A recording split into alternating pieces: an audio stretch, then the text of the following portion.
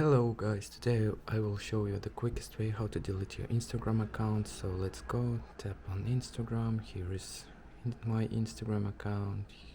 Click here, 3 stripes. Go and find settings and privacy. Click on this one. From here you go and search for account center. Click on this one. Here you should tap on accounts, not accounts, these personal details, and here you can see account ownership and control. Tap on this one. So deactivation or deletion, pick the right account now. So here you have 2 opportunities, whether you will deactivate your account or delete your account. Let's go for deletion, and now it will ask you the reason why you going to delete your account. For example, too many ads. Continue,